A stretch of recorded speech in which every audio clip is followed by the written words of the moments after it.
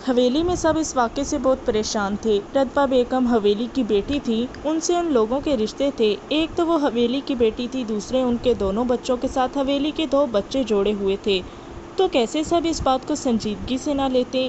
لیکن دار جی تو اس وقت اس کا نام بھی سننا نہیں چاہتے تھے، وہ شدید غصے میں تھے اس بات پر، لیکن کب تک؟ اور دوسری طرف امباج تھی جو 2 دن سے ہوش سے بیگانہ پڑی ہوئی تھی۔ کسی کو سمجھ میں نہیں آ رہا تھا کہ وہ اتنا صدمہ کس بات کا لے رہی ہے۔ کیا اسے بہت چوٹ لگی ہوئی تھی جو اسے ہوش میں نہیں آنے دے رہی، یا اسے درار کا خود کو بے مول کرنا اسے ہوش سے بیگانہ کر رہا ہے؟ لیکن نہیں، اب کسی کو کیا پتا۔ وہ تو درار کے بے مول کرنے پر ظاہری کبھی ہوش سے بیگانہ نہیں ہوتی تھی، وہ صرف دل میں تکلیف دباتی تھی۔ لیکن اس بار تو تکلیف ہی کچھ اور تھی۔ اس بار تو تکلیف ہی وہ تھی جو درار کے بے مول کرنے سے بھی زیادہ تھی۔ اس بار وہ خود کو مجرم گردان رہی تھی، اللہ کی نظر میں وہ بے مول ہوئی تھی، اور یہی چیز اسے ہوش سے بیگانہ کر رہی تھی۔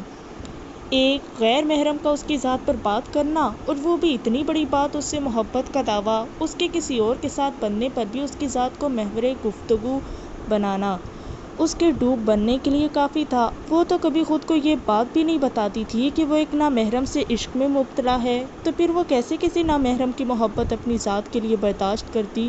وہ تو شاید برداشت کر لیتی، پر اس کی پاکیزہ روح اس کے جسم کو یہ بات قبول نہیں کرنے دے رہی تھی۔ وہ دن بدن نکاہت کا شکار ہو رہی تھی۔ پتہ نہیں وہ خود کو کتنے عرصے میں سنبھال پاتی، پر وہ انجان تھی اس بات سے، کسی کے دل میں شک کا بیج پڑ چکا ہے۔ بی بی اب بس بھی کریں، کیا حالت کی ہوئی ہے آپ نے؟ اپنی ایسے کیوں کر رہی ہیں آپ؟ کچھ نہیں ہوا، سب ٹھیک ہے، ریلیکس ہو جائیں پلیز۔ نہیں انتصارہ، سب ٹھیک نہیں ہے، اس شخص نے مجھے دیکھ لیا ہے، میں کیا کروں، کیسے اللہ سے معافی مانگوں؟ مجھے دیکھ کر غلط خیال آیا، وہ اپنے بچپن کے رشتے کا لحاظ کیے بغیر یہاں چلا آیا، میری وجہ سے 2 خاندان تباہ ہو رہے ہیں۔ پلیز بی بی، آخر کس بات کا الزام آپ اپنے سر لیں گی؟ کیا کیا ہے آپ نے آخر؟ ہوا سے آپ کی چادر پھسلی، اس میں آپ کا قصور نہیں تھا، آپ نے 1 منٹ سے بھی کم وقت میں اسے واپس منہ پر ڈال لیا تھا، تو پھر اس مختصر سے عرصے میں اس نے آپ کی ایک ہی جھلک دیکھی، اور وہ بھی سرسری سی، تو اس میں آپ کا قصور کہاں ہے؟ آپ کیوں خود کو الزام دے رہی ہیں؟ یہ سب ایسے ہی ہونا تھا، اور سوچیں ذرا، اگر یہ سب نہ ہوتا تو کیا درار لالا ذکوان لالا کے سامنے کھڑے ہو کر کہتے کہ یہ میری ہے؟ بی بی، انہوں نے سب کے سامنے یہ اعتراف کیا ہے کہ آپ صرف اور صرف ان کی ہیں۔ ذکوان لالا تو دور، کوئی اور بھی آپ کو چھو نہیں سکتا۔ انتصارہ کی باتیں سن کر اسے تھوڑی ڈھارس ملی تھی، شاید وہ ٹھیک ہی کہہ رہی تھی کہ وہ اس کی ذمہ داری ہے، وہ سب سنبھال لے گا، لیکن اسے کیا معلوم تھا کہ وہ خود ایک گیم کا حصہ بننے والی ہے جس میں جذبات سے زیادہ جیت اہمیت رکھتی ہے۔ عشق نے بخشی ہے یہ سوغات مسلسل، تیرا ہی ذکر، تیری ہی بات مسلسل، میں محبت میں اس مقام پر ہوں جہاں رہتی ہے میری ذات میں تیری ذات مسلسل۔ فیصلہ ہو چکا تھا، صرف سنانا باقی تھا، اور اب تو وہ اس کے لیے بھی تیار تھے۔ انہوں نے آج اپنا فیصلہ سنانا تھا۔ گھر کے سارے مردوں کو انہوں نے مردان خانے، جبکہ ساری عورتوں کو زنان خانے میں جمع ہونے کے لیے کہا تھا، تاکہ جو بھی فیصلہ وہ سنائے خواتین بھی آسانی سے سن سکیں۔ نکاہت کے باوجود امباج بڑی مشکل سے زنان خانے میں آئی تھی، اور اس کی وجہ صرف اور صرف دار جی تھے، جنہوں نے حکم دیا تھا کہ وہ زنان خانے پہنچے۔ ادھر دم سادے سب دار جی کے بولنے کا انتظار کر رہے تھے کہ اب کون سا فیصلہ وہ سنانے والے ہیں۔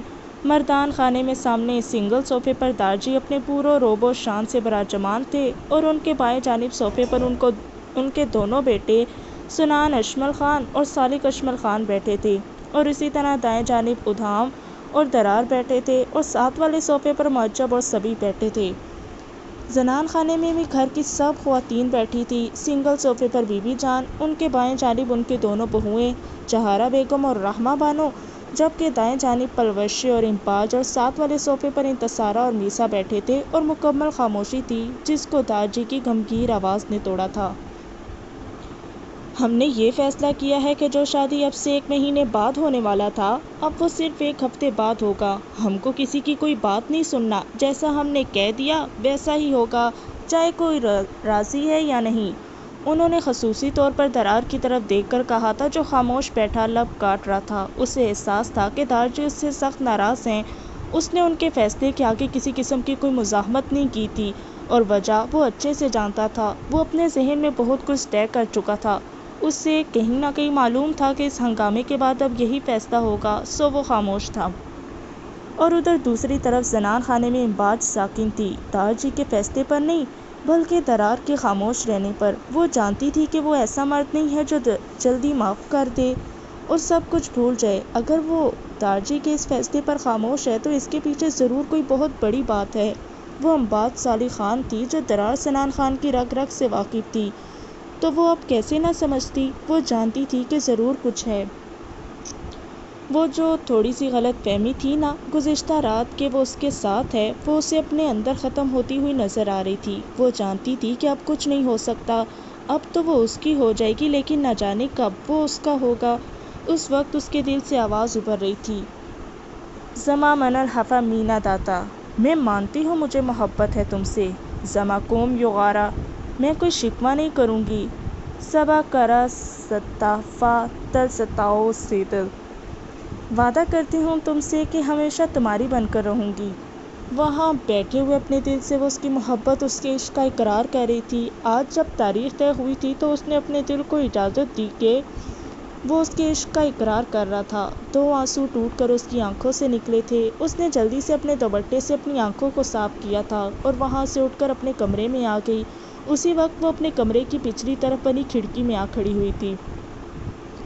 کسی انجانے خیال کے تحت اس کی نظر نیچے کی جانب اٹھی تھی جہاں وہ گھاس پر ننگے پاؤں چہل قدمی کر رہا تھا۔ وہ لائٹ گرین ٹی شرٹ میں ملبوس تھا، اوپر بلیک پیراشوٹ کی جیکٹ گرے ٹراؤزر کے ساتھ پہنے ہوئے تھا۔ وہ ہمیشہ کی طرح فریش لگ رہا تھا۔ وہ کھڑکی میں کھڑی ہوئی حیران تھی کہ اتنی سردی کے باوجود وہ ننگے پاؤں تھا۔ اس کے بھورے بال ہنوز اس کے ماتھے پر بکھرے ہوئے تھے جنہیں وہ ہاتھ سے پیچھے ہٹا رہا تھا۔ کتھئی آنکھیں چمک رہی تھیں۔ وہ اس سے اتنی دور کھڑی تھی لیکن اس کے باوجود اس نے اس کے ہر ایک نقش کو اپنے دل میں اتارا تھا۔ وہ یہ بات مانتی تھی کہ وہ پاگل تھی اس کے لیے۔ اس کی ہلکی بھوری داڑھی اسے اور بھی وجہی بناتی تھی۔ وہ بلا شبہ ایک بہت ہی خوبصورت مرد تھا جس پر امباج صالح خان پورے وثوق سے مرتی تھی کیونکہ وہ اس پر اپنا حق سمجھتی تھی۔ کہیں عشق کے سجدے میں گر گیا، کہیں عشق سجدے سے پھر گیا، کہیں عشق درس وفا بنا، کہیں عشق حسن ادا بنا، کہیں عشق نے سانپ سے ڈسوا دیا، کہیں عشق نے نماز کو قضا کیا، کہیں عشق سیف خدا بنا، کہیں عشق شیر خدا بنا، کہیں عشق طور پر دیدار ہے، کہیں عشق ذبح کو تیار ہے، کہیں عشق نے بہکا دیا، کہیں عشق نے شاہ مصر بنا دیا، کہیں عشق آنکھوں کا نور ہے، کہیں عشق کوہ طور ہے، کہیں عشق تو ہی تو ہے، کہیں عشق اللہ ہے، عشق کی پہلی منزل لا۔ دار جی کے فیصلے کی اطلاع شیر خان کے گھر بھی پہنچ چکی تھی اور سکوان تک بھی۔ وہ تو صحیح معنوں میں ہل گیا تھا۔ یہ خبر سن کر وہ کیسے امباج کو درار کا ہوتا ہوا دیکھ لیتا؟ اسے ضرور کچھ کرنا تھا اور بہت جلد کرنا تھا، کچھ ایسا جو وہ کر بھی لیتا اور اس کے پیچھے کون ہے کسی کو پتہ بھی نہیں چلتا۔ اس نے سوچا تھا کہ وہ خود ایک بار امباج سے بات کرے گا، اسے یقین دلائے گا کہ وہ اس سے بہت محبت کرتا ہے، اس کے لیے کچھ بھی کر سکتا ہے، پر کیسے وہ اسے یہ سب بتائے؟ وہ حویلی جا کر بھی اس سے نہیں مل سکتا تھا کیونکہ وہ جانتا تھا کہ وہ پردہ کرتی ہے اور وہ کسی نامحرم سے نہیں ملتی۔ تو اب وہ کیا کرے؟ ایک خیال اس کے ذہن میں آیا تھا، پر کیا اسے وہ کرنا چاہیے کہ نہیں؟ اسے یہ سب سمجھ میں نہیں آ رہا تھا۔ اسے جلد از جلد کوئی فیصلہ کرنا تھا اور کسی نتیجے پر پہنچنا تھا۔ اس کے پاس وقت بہت کم تھا۔ اس کی شادی میں صرف 7 روز بچے تھے اور ان 7 دنوں کا ایک ایک لمحہ اس کے لیے بے پناہ قیمتی تھا۔ حویلی میں شدید گہما گہمی تھی۔ درار اور امباج کی شادی کی تیاریوں کا سلسلہ چل نکلا تھا۔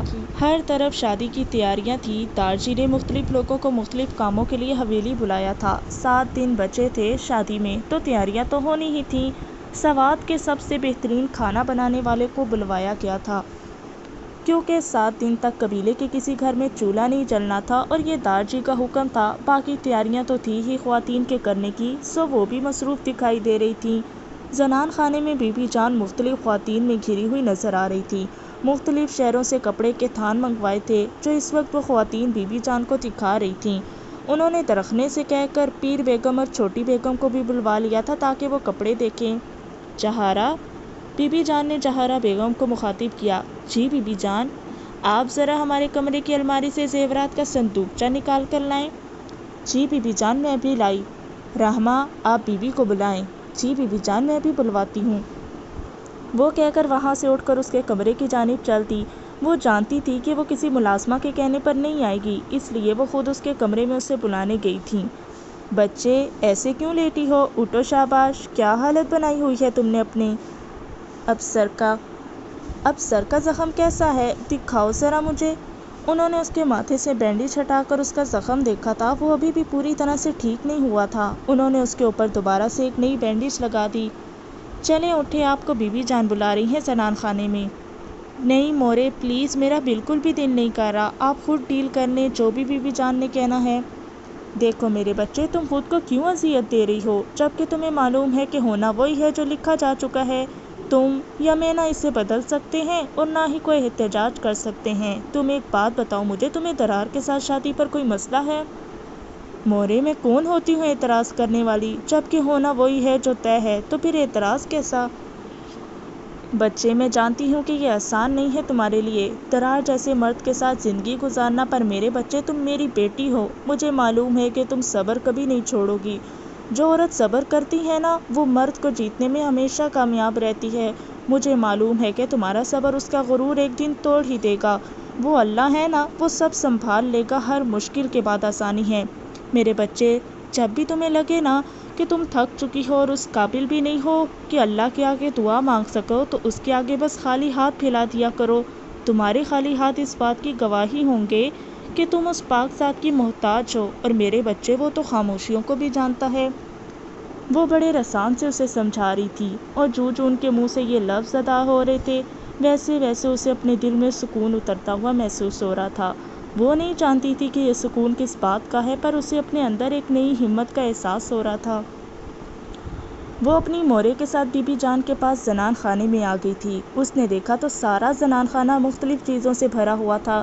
قبیلے کی بہت سی عورتیں نیچے بیٹھ کر مختلف دوپٹوں پر گوٹے لگا رہی تھیں، اور خود بی بی جان پتہ نہیں کون سے زمانے کے زیورات نکال کر بیٹھی ہوئی تھی۔ وہ یہ سب دیکھ کر حیران رہ گئی۔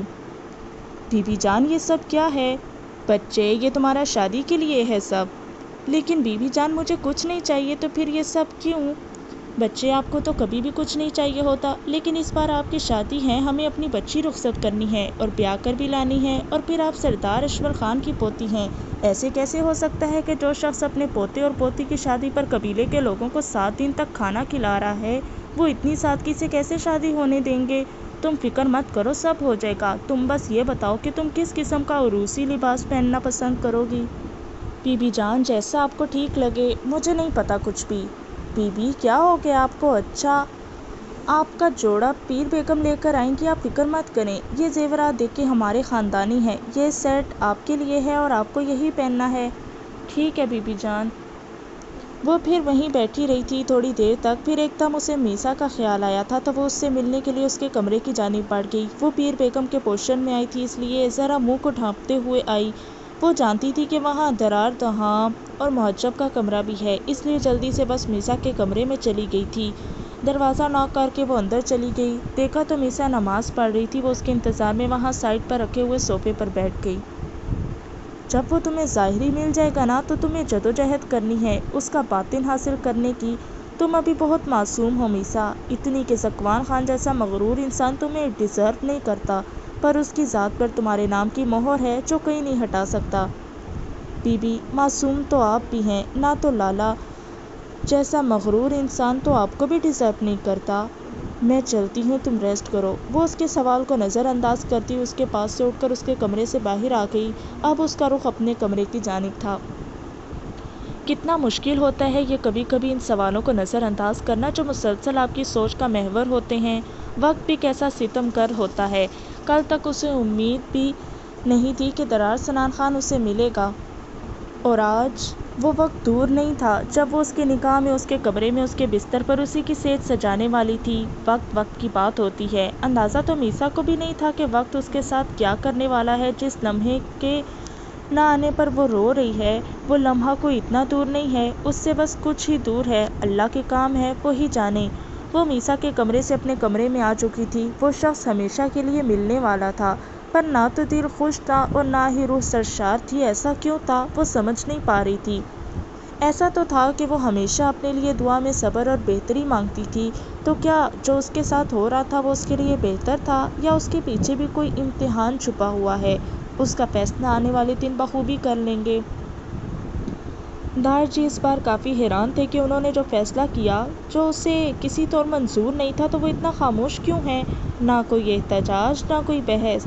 تو کیا وہ ان کی ناراضگی سے ڈر گیا تھا؟ وہ سوچ رہے تھے کہ شاید خوفزدہ ہو گیا ہو وہ میری ناراضگی سے، لیکن وہ اپنے پوتے کو اچھے سے جانتے تھے۔ بھلے ہی وہ ان کے ساتھ 15 سال تک نہیں رہا، پر پھر بھی وہ اس کی رگ رگ سے واقف تھے۔ کچھ تو تھا جو انہیں اندر ہی اندر کھٹک رہا تھا، انہیں بس صحیح وقت کا انتظار تھا۔ میسا نے سلام پھینک کر اسے اپنے گرد امباج کی موجودگی کا احساس ہو چکا تھا۔ اس نے جلدی سے دعا مانگی اور جائے-نماز طے کر کے اس کے پاس صوفے پر آ کر بیٹھ گئی۔ اسی لمحے اس نے اوپر میسا کے چہرے کی جانب دیکھا تھا، جہاں اسے وہی اذیت نظر آئی تھی جس سے وہ خود دوچار تھی۔ بے ساختہ اس نے کہا، یہ محبت بھی نہ انسان کو کہیں کا نہیں چھوڑتی۔ کتنی دعا کرتا ہے انسان کبھی کبھی کہ محبت جیسی اذیت سے دوچار نہ ہو، پر پھر بھی اختیار نہیں رہتا دل پر، بس ہو ہی جاتی ہے۔ میسا بالکل خاموش تھی، اتنی کہ اس نے ایک لفظ بھی نہیں بولا۔ وہ مسلسل بس نیچے دیکھ رہی تھی۔ امباج نے اپنے دونوں ہاتھ میسا کے آگے جوڑے تھے اور وہ اسے دیکھ کر اپنی جگہ ساکت رہ گئی۔ مجھے معاف کر دو میسا، میری وجہ سے تمہیں تکلیف پہنچی، میری ذات کی وجہ سے تمہاری محبت تمہارے بجائے میری طلب کر رہی ہے۔ جانتی ہوں کتنا اذیت ناک ہے یہ میرے لیے کہ ایک نامحرم میرے باپ دادا کے سامنے میری جستجو اور آرزو کر رہا ہے۔ میں نہیں جانتی تھی کہ میری اتنی سی غلطی کی مجھے یہ سزا ملے گی۔ اس کے ہاتھ متواتر اس کے سامنے جڑے ہوئے تھے۔ اس نے اس کے جڑے ہوئے دونوں ہاتھوں کو تھاما تھا۔ آنسو دونوں کی آنکھوں سے نکل رہے تھے، ایک کے محبت کھونے کے تھے تو دوسرے کے عشق ملنے پر۔ میسا اس کی گود میں سر رکھ کر صوفے پر لیٹ گئی تھی۔ امباج اس کے بالوں میں انگلیاں چلا رہی تھی۔ میسا کو یکلخت اپنے اندر سکون اترتا محسوس ہو رہا تھا۔ بی بی، یہ آپ کی غلطی کی سزا نہیں ہے، بلکہ یہ مکافات عمل ہے جو لالا کے کیے کی سزا مجھے مل رہی ہے۔ انہوں نے ٹھکرایا تھا نا آپ کو، کہا تھا انہوں نے کہ آپ سے شادی نہیں کریں گے، چاہے جو بھی ہو جائے۔ دیکھ لیں بی بی، آج وہی بات ذکوان خان نے کہی ہے کہ نہیں کرے گا وہ مجھ سے شادی۔ نہیں میسا، تم میسا ہو، امباج نہیں، جو یہ سب بھگتو۔ تمہاری شادی ہوگی اور ذکوان خان سے ہی ہوگی۔ اسے آنا ہوگا تمہیں لینے اور وہ آئے گا، بس صحیح وقت کا انتظار کرنا ہے۔ جانتی ہو میسا، صبر نہ بہت بڑی طاقت ہوتی ہے، اتنی بڑی کہ کسی کے نہ ملنے کا غم کہیں دب سا جاتا ہے۔ میں تمہیں بھی یہی کہوں گی کہ اللہ سے میری طرح اپنے لیے صبر مانگا کرو تاکہ اس کے نہ ملنے کا غم کہیں اندر ہی دب جائے۔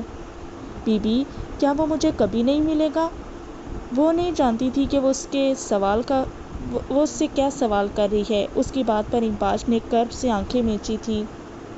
ملے گا، لیکن یاد رکھنا وہ تمہیں ظاہری ملے گا، کیونکہ روایات اسے تم تک لے کر آئیں گی، اور باطنی اسے تمہیں خود حاصل کرنا ہے۔ جیسے روایات مجھے درار سنان خان ظاہری دے رہی ہیں، اور میں جانتی ہوں اس کا دل میرا نہیں ہے، اور مجھے پتہ بھی نہیں ہے کہ کبھی ہوگا کہ نہیں، پر میں اس کے دل کے حصول کے لیے کوششیں کرنا چاہتی ہوں۔ آپ ان سے بات کیوں نہیں کر رہی مورے؟ تمہیں ذرا برابر بھی شرم آ رہی ہے یہ بات پوچھتے ہوئے کہ میں تم سے بات کیوں نہیں کر رہی؟ کیا مطلب ہے مجھے شرم کیوں آئے گی؟ مطلب کہ تمہاری ڈھٹائی کا عالم یہ ہے کہ تمہیں بات بھی نہیں پتہ۔ بہت اچھا ہے، تمہاری وجہ سے میں کسی کو حویلی میں منہ دکھانے کے قابل نہیں رہی۔ میری بھتیجی اور بھتیجے کی شادی ہے اور میں وہاں جا بھی نہیں سکتی، تو کس کی کرم نوازیاں ہیں یہ بتاؤ مجھے؟ آپ حویلی ضرور جائیں گی اور ان کی شادی سے پہلے ہی جائیں گی، اور اسی فخر اور غرور سے جائیں گی جس سے آپ پہلے جاتی تھی۔ یہ ذکوان شیر خان کا وعدہ ہے آپ سے، وہ کہہ کر جا چکا تھا، اور وہ سوچ میں پڑ گئی تھی کہ اب ان کا عقل مند بیٹا کیا کرنے والا ہے۔ انہیں حقیقی معنوں میں اس کے جنون سے خوف آتا تھا، وہ بہت جنونی انسان تھا۔ آج اسے تیسرا دن تھا آفس جاتے ہوئے۔ وہ بے خبر سویا ہوا تھا جب اس کی سائڈ ٹیبل پر پڑا ہوا الارم کلاک بجا۔ اس نے نیند میں ہی ہڑبڑا کر اسے بند کیا اور سائڈ پر پڑا ہوا فون اٹھا کر وقت دیکھا۔ صبح کے 9 بج رہے تھے، مطلب اس کے پاس صرف آدھا گھنٹہ تھا تیار ہونے کے لیے۔ 10 بجے اسے ایک اہم میٹنگ میں پہنچنا تھا۔ تقریباً 10 منٹ بعد وہ فریش ہو کر واش روم سے باہر آیا اور جلدی سے ڈریسنگ روم میں وارڈروب کی طرف بڑھا۔ اس نے وارڈروب کھولی، اندر اس کے بے شمار بیش قیمتی سوٹ لٹکے ہوئے تھے، پر پھر بھی اسے منتخب کرنے میں مشکل کا سامنا تھا کہ آج کی میٹنگ کے لحاظ سے کیا صحیح رہے گا۔ ابھی وہ سوچ ہی رہا تھا کہ سائڈ ٹیبل پر پڑا ہوا اس کا فون بجنے لگا۔ اس نے آ کر فون دیکھا۔ اوپر نوٹ کالنگ کے لفظ جگمگا رہے تھے۔ اس لمحے اس کے چہرے پر جاندار مسکراہٹ نے اپنا احاطہ کیا۔ اس نے کال گیس کر کے فون کان سے لگایا۔ ہائے ڈوڈ، کیسا ہے تو؟ میں بالکل ٹھیک ہوں خان، تو بتا، بڑا چہک رہا ہے۔ سب ٹھیک ہے نا؟ تیری طبیعت تو درست ہے نا؟ بکواس نہ کر، ٹھیک ہوں میں بالکل۔ کیا کر رہا تھا؟ میٹنگ میں جانا مجھے، اور سمجھ میں نہیں آ رہا کہ کیا پہنوں۔ وارڈروب کھول کر کھڑا ہوں۔ وہ اس لمحے شاید جھنجھلایا ہوا تھا۔ آہاں، اب تو بیٹا بھابھی لے آ، وہ تیری ہیلپ کر دیا کریں گی کپڑے سلیکٹ کرنے میں۔ اے پاگل تو نہیں ہو گیا؟ میں کیوں لانے لگا بھابھی کو؟ وہ لالا کے کپڑے ہی سلیکٹ کریں تو بہتر ہے۔ اوف گھامڑ انسان، میں اپنی بھابھی کی بات کر رہا ہوں، تیری بیوی بدھو۔ ہاں ہاں، اب کی بار وہ کھلکھلا کر ہنسا تھا۔ اس جاہل کو کیا پتا ہو کون سے کپڑے پہننے، کس ایونٹ پر۔ مطلب تو شادی کے لیے راضی ہے اس سے؟ اوے فرسٹ آف آل، یہ اس سے کیا ہوتا ہے؟ تھوڑی تمیز سے بول۔ انہیں؟ آہاں، ابھی تو انہیں جاہل کہہ رہا تھا، اب انہیں اسے کہنے پر تجھے آگ بھی بڑی لگ رہی ہے۔ وہ ارسل کی کاٹنے کے بعد واپس وارڈروب کی طرف متوجہ ہوا۔ اس نے ڈل گرین کلر کا 2 piece hazel green dress shirt کے ساتھ منتخب کیا۔ اوپر ڈل گرین جیکٹ، چیک ٹائی اور جیب پر ہیزل گرین رومال۔ وہ 5 منٹ کے اندر ان کپڑوں میں ملبوس تھا۔ اس نے اپنے پورے بالوں کو حسب عادت ہاتھ سے پیچھے کو سائیڈ پاپ کی شکل میں سیٹ کیا۔ خود پر اچھے سے ایوی لربرٹ سپرے کے بعد اس نے ہاتھ میں رولیکس کی بیش قیمتی گھڑی پہنی اور خود کا آخری بار آئینے میں جائزہ لیا۔ قطعی آنکھیں ہمیشہ کی طرح غرور سے چمک رہی تھی، کیونکہ وہ ہمیشہ کی طرح خود کو سب سے اعلیٰ و ارفع سمجھتا تھا۔ سرخ و سفید رنگت آج مزید کھل رہی تھی۔ یہ لندن نہیں تھا، ورنہ آج کتنی ہی لڑکیاں اپنے دل ہار چکی ہوتیں اور انہیں پھر ہمیشہ کی طرح مایوسی کا سامنا کرنا پڑتا، کیونکہ وہ درار سنان خان کو دل دے رہی تھیں، جو ایسے ہی کتنے دل اپنے پیروں تلے روند ڈالتا تھا۔ اس نے اپنی ہیلکس کی چابی اٹھائی اور اپنا والیٹ پاکٹ میں ڈالتا ہوا حسب عادت مغرور چال چلتا ہوا اپنے کمرے سے باہر نکل گیا۔ امباج ابھی تک ایک ہی پوزیشن میں بیٹھی ہوئی تھی۔ جب سے وہ میسا کے کمرے سے آئی تھی، اس کی سوچ کا محور صرف اس کے کیے گئے سوالات پر تھا، جن کے اس کے پاس کوئی جواب نہیں تھے۔ وہ متواتر اپنے بیڈ کے ساتھ ٹیک لگا کر نیچے کارپیٹ پر بیٹھی ہوئی تھی کہ ایک دم کسی انجانے جذبے کے تحت وہ اٹھی۔ اسے ایک پل میں ایسا محسوس ہوا جیسے کسی کے قدموں کی آہٹ اس کے دل میں سے اٹھی ہو۔ اسے سمجھ نہیں آئی تھی کہ وہ کس جذبے کے تحت پورچ والی کھڑکی کی طرف بڑھی تھی، لیکن وہ جب اس کھڑکی کے پاس پہنچی اور نیچے جھکی، تب اسے اپنے دل میں اترنے والے قدموں کی آہٹ سمجھ میں آئی۔ وہ اپنی ہیلکس کا دروازہ کھول کر اندر بیٹھ رہا تھا۔ وہ اس لمحے اتنا خوبرو لگ رہا تھا کہ بے ساختہ امباج صالح خان کی زبان سے ماشاءاللہ ادا ہوا۔ تمہیں کسی کی نظر نہ لگے درار سنان خان، میری بھی۔ حالانکہ جیسے اس لمحے میں تمہیں دیکھ رہی ہوں نا، میری نظر لگ سکتی تمہیں، پر نہیں لگے گی۔ جانتے ہو کیوں؟ کیونکہ میں نے اپنے وجود کو تم سے وار کر تمہاری ساری بری بلائیں اتار ڈالی ہیں۔ اپنے وجود سے میں نے تمہاری نظر اتار لی ہے۔ اب تم خیر سے جاؤ اور اپنے مقصد میں کامیاب لوٹو۔ خدا تمہارا نگہبان رہے۔ وہ کھڑکی میں کھڑی ہوئی دور سے اس کی ہیلکس کو جاتے ہوئے دیکھ رہی تھی اور دور سے اس سے مخاطب تھی، جو اب حویلی کا آخری گیٹ عبور کر چکا تھا۔ ابھی عین لکھوں تو سوچیں مجھے، پھر شین لکھوں تیری نیند اڑے، جب خوف لکھوں تجھے کچھ ہو، میں عشق لکھوں تجھے ہو جائے۔ شادی کی تیاریاں زور و شور سے چل رہی تھی۔ خان حویلی میں کتنی رونق اور چہل پہل ہوگی، اور امباج وہ کتنی خوش ہوگی نا۔ باقی سب بھی تیاریوں میں لگے ہوں گے۔ رتبہ بیگم لاؤنج میں صوفے پر بیٹھی یہ سب سوچ رہی تھی۔ سامنے ٹی وی چل رہا تھا، لیکن ان کا دھیان ٹی وی کی طرف تھا ہی کہاں، ان کی سوچ کا محور تو خان حویلی تھی۔ مورے کدھر گم ہیں؟ یمامہ نے چائے کا مگ انہیں تھمایا اور خود بھی ان سے کچھ فاصلے پر بیٹھ گئی۔ ہاں، کہیں بھی نہیں بچے، بس ویسے ہی کچھ طبیعت ٹھیک نہیں ہے۔ حویلی کے بارے میں سوچ رہی ہیں؟ تو کیا کروں؟ تمہارے بابا جان اور لالا نے تو مجھے منہ دکھانے کے قابل بھی نہیں چھوڑا۔ اپنے دارجی سے نظر نہیں ملا سکتی میں، بہت دکھ یا زکوان نے مجھ میں اس سے ایسی بے وقوفی کی امید ہرگز نہیں کر رہی تھی۔ سمجھ تو مجھے بھی نہیں آ رہی مورے کہ آخر لالا کو ہو کیا گیا ہے۔ لیکن مورے یہ بہت ہی خطرناک بات ہے۔ لالا میسا سے دستبردار نہیں ہو سکتے، دارجی کبھی بھی ایسا نہیں ہونے دیں گے۔ وہ دونوں ابھی بات کر ہی رہی تھی کہ زکوان خان کی لینڈ کروزر کا ہارن بائی سنائی دیا۔ وہ دونوں اپنی اپنی جگہ خاموش ہو کر رہ گئیں۔ کچھ ہی دیر میں وہ مین ڈور سے اندر آتا دکھائی دیا، sky blue dress shirt, navy blue dress pant کے ساتھ پہنے، نیوی بلو کوٹ بازو پر ڈالے۔ وہ کافی تھکا تھکا لگ رہا تھا۔ بخیر آقلے مورے، اس نے رتبہ بیگم کو سلام کیا تھا، پر انہوں نے اس کے سلام کا جواب دینے کے بجائے منہ دوسری طرف کر لیا تھا۔ وہ چاہے جتنا مرضی اکڑو اڑیل باپ کا لاڈلا تھا، پر اسے اپنی مورے سے بے پناہ محبت تھی، اتنی کہ وہ ان کے لیے کچھ بھی کر سکتا تھا۔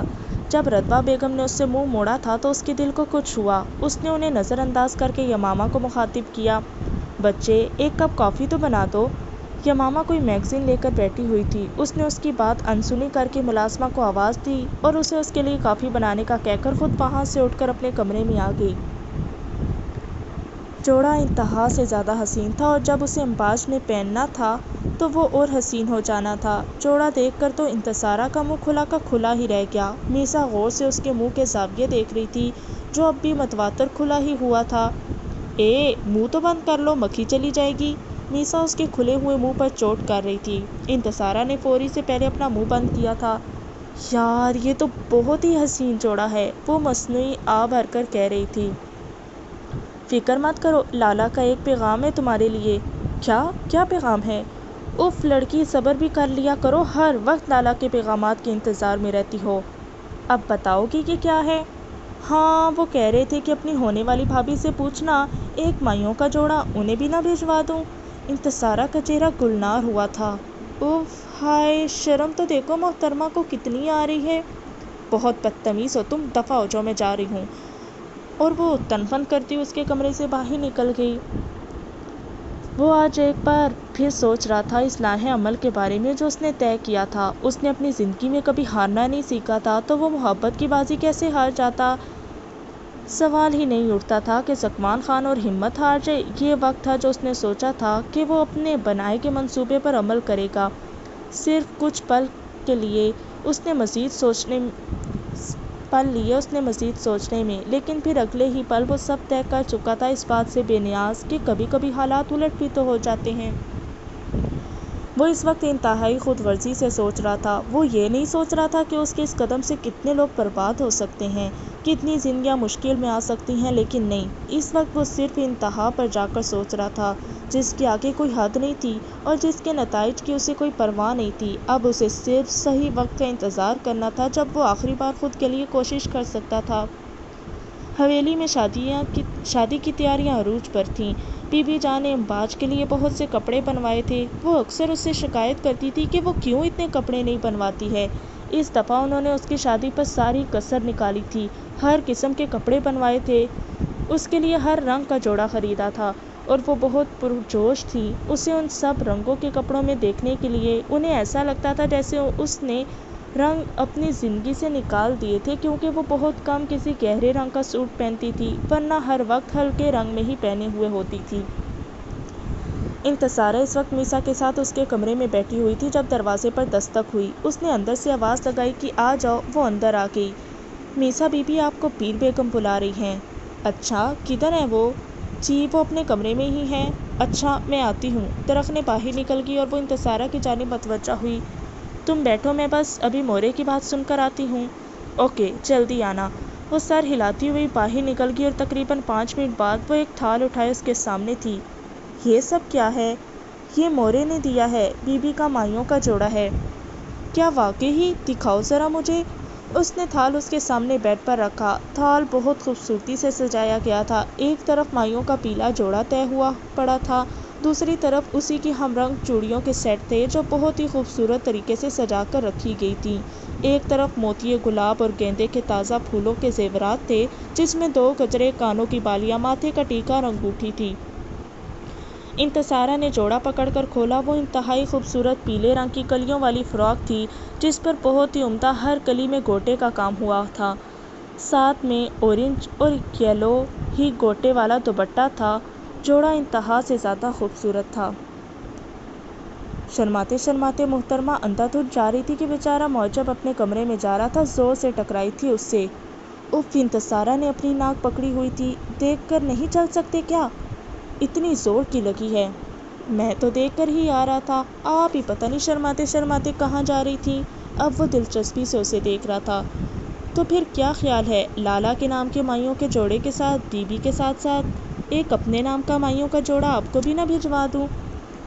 بس پھر تو انتصارہ کی ہمت جواب دے گئی تھی۔ وہ ہرگز معجب سے ایسے کھلے عام گفتگو توقع نہیں کر رہی تھی۔ اسے ڈر بھی تھا کہ کوئی اسے ایسے بغیر پردے کے معجب کے ساتھ کھڑے دیکھ نہ لے، اس لیے اپنے دوپٹے کا ایک کونا ہاتھ میں اونچا کر کے پکڑا ہوا تھا۔ 1 منٹ کے اندر اندر بھاگی تھی وہاں سے، اور وہ پیچھے ارے ارے ہی کرتا رہ گیا۔ کل امباد صالح خان نے مائیوں بیٹھنا تھا۔ شادی میں صرف 5 دن بچے تھے، اس لیے اب بی بی جان نے کہا تھا کہ اسے مائیوں بیٹھ جانا چاہیے۔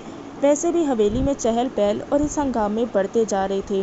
میسا اور انتصارہ نے تو ٹولیاں بنا لی تھی۔ انتصارہ لڑکی والی بن گئی تھی تو میسا لڑکے والی، اور اوپر سے دونوں نے سب بڑوں کو بھی اپنے ساتھ شامل کر لیا تھا۔ ہر روز رات کو گانے بجانے والیوں کو بلایا جاتا تھا اور پھر زنان خانے میں خوب رونق لگتی تھی۔ دونوں اپنی اپنی پارٹیوں کے حق میں نعرے بازی کرتی۔ سبھی ابھی ابھی مردان خانے میں داخل ہوا تھا جب اسے ان کی ڈھولکی کی اور گانے بجانے کی آواز آئی۔ وہ بے اختیار زنان خانے کی جالیوں کی طرف بڑھا۔ وہ جانتا تھا کہ وہاں نہیں ہوگی، پھر بھی دل بے اختیار اسے جانب چل دیا۔ وہ اپنی ہی سوچوں میں وہاں کھڑا جب معجب نے اس کے کندھے پر ہاتھ رکھا تھا۔ کیا بات ہے، یمامہ کو ڈھونڈنے کی کوشش کر رہے ہو؟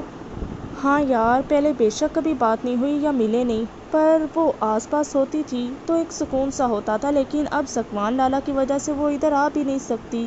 کتنے دن ہو گئے اس کی موجودگی کا احساس کیے ہوئے۔ کوئی بات نہیں، تم فکر مت کرو، سب ٹھیک ہو جائے گا۔ پھوپھی جان اور وہ ضرور آئیں گے حویلی۔ وہ اپنے کمرے میں بیٹھی ہوئی تھی جب میسا اس کے کمرے میں آئی تھی۔ وہ تھال جو اسے پیر بیگم نے دیا تھا وہ اس کے ہاتھ میں تھا۔ اس نے تھال اس کے سامنے بیڈ پر رکھا اور خود بھی وہیں بیٹھ گئی۔ بی بی، یہ مورے نے آپ کو مائیوں کا جوڑا بھیجا ہے۔ رکھ دو میسا۔ بی بی دیکھ تو لے کہ کیسا ہے۔ جب پہننا ہی ہے تو کیا فائدہ دیکھنے کا، دیکھ لوں گی جب پہنوں گی۔ بی بی آخر کب تک، اب تو شادی ہو رہی ہے، اگر آپ اس طرح سے کریں گی تو زندگی کیسے گزرے گی؟ جیسے اب تک گزر رہی ہے۔ جواب بڑے رسان سے آیا تھا۔ بی بی آپ اتنی صابر کیسے ہیں؟ پتہ نہیں میں اتنی صابر کیسی ہوں، بس میں صبر مانگتی ہوں اور اللہ مجھے عطا کر دیتا ہے۔ آپ خود کے لیے اتنا صبر کیوں مانگتی ہیں؟ کبھی کبھی اتنا صبر بھی انسان کو پتھر بنا دیتا ہے۔ نہیں میسا، صبر انسان کو پتھر نہیں بناتا، صبر انسان کو کوہ نور میں بدل دیتا ہے، جو زمانے کی ٹھوکریں کھانے کے بعد بھی اسی چمک دمک کے ساتھ رہتا ہے جیسے اس سے پہلے ہوتا ہے۔ ایسا ہی صبر ہوتا ہے جو انسان کو وہ طاقت عطا کرتا ہے جس کے باعث وہ کچھ بھی برداشت کر جاتا ہے جو اس کی استطاعت سے زیادہ ہوتا ہے۔ تمہیں پتہ ہے میں سب کچھ برداشت کر سکتی ہوں سوائے ایک چیز کے، کردار میں ہر ظلم ہر ستم برداشت کر سکتی ہوں، مگر اپنے کردار پر انگلی نہیں۔ جس دن میرے کردار پر انگلی اٹھی نا، اس دن میرا صبر ختم ہو جائے گا۔ میں جو کبھی کسی ظلم پر نہیں بولتی ہوں نا، اس دن بولوں گی، اور ایسا بولوں گی کہ سب کے شکوے ختم ہو جائیں گے۔ ہر وہ انسان سنے گا جسے میرے نہ بولنے کا شکوہ ہے۔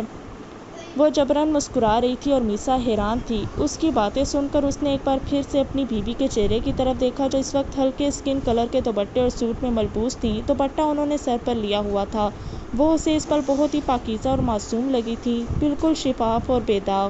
اس سے بے اختیار اس پر رشک آیا تھا۔ وہ اسے آئیڈیلائز کرتی تھی، پر وہ سوچتی تھی کہ وہ کبھی اس جیسی بن سکے گی کہ نہیں، پر اسے کیا معلوم تھا جس صبر کو لے کر وہ اس سے اتنی حیرت میں تھی وہ خود اس پر واجب ہونے والا ہے۔ گاڑی اس نے حویلی کے گیٹ کے سامنے روکی تھی اور ہارن بجایا تھا۔ حویلی کے گارڈ نے گیٹ کھول دیا۔ وہ گاڑی حویلی کے پورچ میں لے آیا اور لا کر گاڑی پارک کی تھی۔ وہ اور ارسل دونوں ہی ایک ساتھ گاڑی سے نیچے اترے تھے۔ درار نے گارڈ کو سامان اتارنے کو کہا اور خود اسے لے کر حویلی کے مین دروازے کی جانب بڑھ گیا اور کوریڈور عبور کرتے ہوئے مردان خانے میں آ گیا جہاں سب پہلے سے ہی بیٹھے ہوئے تھے۔ سب بہت گرم جوشی سے اس سے ملے تھے اور ارسل بھی ان سب کی گرم جوشی اور مہمان نوازی سے بہت متاثر ہوا تھا۔ فوری طور پر مردان خانے میں ناشتہ لگوایا گیا۔ سب نے خوب سیر ہو کر ناشتہ کیا تھا۔ ناشتے میں سوات کے اسپیشل بلوں والے پراٹھے تھے اور ساتھ میں مزیدار پیاز ٹماٹر والے آملیٹ۔ سردیوں کے دن تھے اور سردی بھی بہت زیادہ تھی۔ حویلی کی تمام کھڑکیوں سے دور دور پھیلے ہوئے سوات کے پہاڑ نظر آتے تھے جو کہ آدھے برف سے ڈھکے ہوئے تھے۔ ارسل تو یہاں کا موسم اور لذیذ ناشتہ کر کے ہی بہت خوش تھا۔ درار اسے مہمان خانے میں لے آیا تھا۔ اس نے گلبانو سے کہہ کر سارا مہمان خانہ اچھے سے اس کے رہنے کے لیے سیٹ کر دیا تھا۔ اب تو آرام کر، شام میں باہر چلیں گے۔ ویسے بھی یہاں تو آج شام سب خواتین مصروف ہوں گی اپنی تیاری میں، اور باقی سب بھی، تو ہم آرام سے جا سکتے باہر۔ کیوں؟ آج سب مصروف کیوں ہوں گے؟ کوئی بات ہے کیا؟ ہاں، وہ حویلی میں آج مائیوں کا فنکشن ہے، دیکھ نہیں رہا یہ سب تیاریاں؟ ایک تو شادی کراتے زبردستی، اوپر سے یہ سب دھوم دھام دھڑکا بھی کرتے، سیدھے سیدھے نکاح کریں، لیکن نہیں۔ وہ انتہائی چڑھ کر بول رہا تھا، جس پر ارسل کو ہنسی آ رہی تھی۔ اس نے بڑی مشکل سے اپنی ہنسی روکی تھی۔ اوہ، تو آج بھابھی تیرے نام کا پیلا جوڑا پہننے والی ہیں۔ وہ اب اسے صحیح معنوں میں چڑھا رہا تھا، اور وہ چڑھ بھی رہا تھا۔ فضول مت بکو، پیلا جوڑا اربش۔ وہ کہتے ہوئے مہمان خانے سے باہر نکل گیا، اور ارسل پیچھے اس کی خوشیوں کی دعا ہی کرتا رہ گیا، کیونکہ اسے اس کی آنے والی زندگی کے آثار کوئی خاص اچھے نہیں لگ رہے تھے۔ دیکھنا یہ تھا کہ وقت کیا کرتا ہے۔